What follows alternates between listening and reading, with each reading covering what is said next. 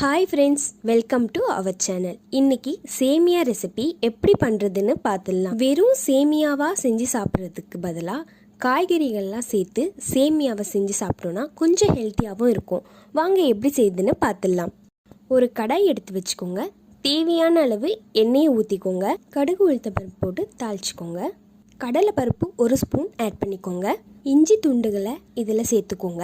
3 பச்சை மிளகாவை நான் இதில் சேர்த்துக்கிறேன். 2 பெரிய வெங்காயத்தை நான் இதில் ஆட் பண்ணிக்கிறேன். இதை எல்லாமே சேர்த்து நல்லா வதக்கிக்கோங்க. லைட்டாக உப்பு ஆட் பண்ணிக்கோங்க. தக்காளி 2 நான் இதில் சேர்த்துக்கிறேன்.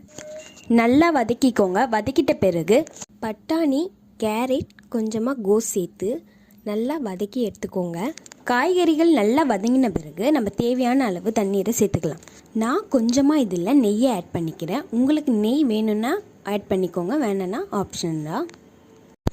இது மாதிரி நல்லா கொதி வந்த பிறகு நம்ம இந்த வறுத்த சேமியாவை இதில் ஆட் பண்ணி நல்லா கிளறி விட்டுக்கலாம். ரொம்ப உடைக்க வேண்டாம், நல்லா மெதுவாகவே கிளறி விட்டுக்கோங்க.